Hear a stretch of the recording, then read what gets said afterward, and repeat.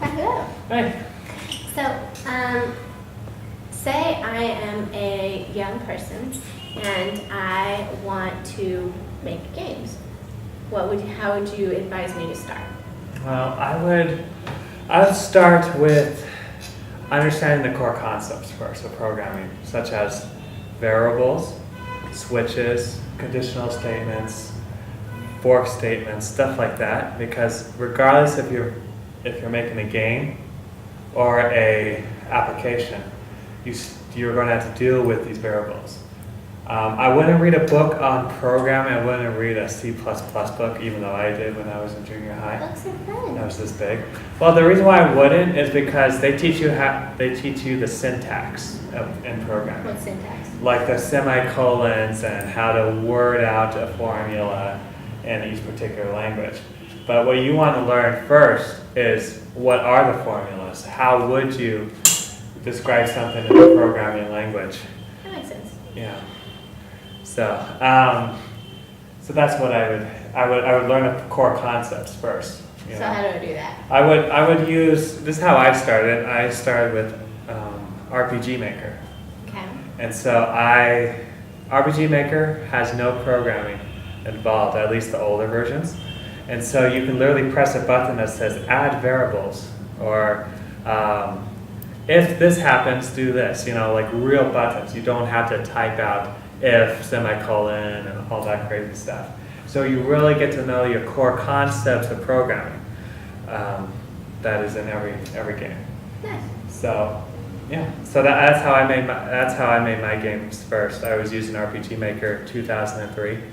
And now the newer ones have all the scripting, which is cool too, because once you get further on, you can add your own scripts to it and actually learn about programming within a game straight from the RPG Maker as well. So, but you don't have to have it in RPG Maker. You can literally do everything by pressing a button and adding events.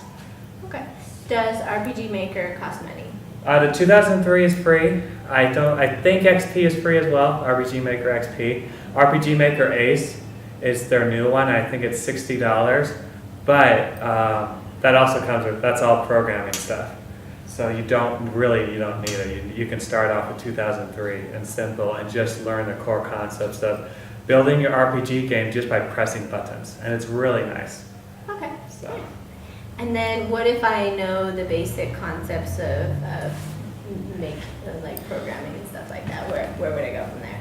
Well, if I already know conditions and variables and I want to continue on with my programming career, I would probably go into Unity 3D because that's the professional industry standard. Everyone's using, well, not everyone, but most people are using Unity 3D, especially if you're on a freelancing realm, you're using Unity 3D. And that's because it's kind of like RPG Maker where you can press buttons and there's a lot of pre-made stuff in there, and there's a lot of assets where you can import into your project. But the main reason is it's the best of both worlds. It has RPG Maker, but it's very heavily on coding. So I wouldn't recommend Unity 3D right off the bat because it's unless you're very, very smart. But it's not as fun because you really have to, in order to make any game, you have to know scripting. And RPG Maker, you don't have to know scripting. You can just learn the core basics of programming. That makes sense. Yeah. That's good. Yeah. So the reason why I promote Unity 3D and RPG Maker is both communities have a lot of resources online. One of the best way to learn programming is not by just reading a book, but it's by doing it. So if you have a goal in mind, like, hey, I wanted to make this own island and be able to make this building, the system will build this building in like 30 minutes. How do I do that? Well, I would use variables and stuff and trigger a variable every 30 minutes to show that block. And that's what I learned in RPG Maker. But you Google it. The Unity Asset Store has a lot of scripts that you can, it's either free or you can buy too. And you can look what other people have done in that similar area and really get, if you have a goal-based learning system, I think it's a lot better than a school book learning system because one of our best programmers right now, he was very young at Unity 3D, and now he's amazing because he was forced to learn how to do this, and he was forced to learn how to do this because it had to be for part of his job and it was part of his project. So I like project-based learning better. That makes sense. Yeah. And how much does Unity cost? So Unity is free, unless you get the pro. I think everything in the free version, anybody can use. Unless you get really nerdy, because there's really cool sound effects or sound mixing and stuff like that, and 3D texturing and light nodes and all that with the pro version.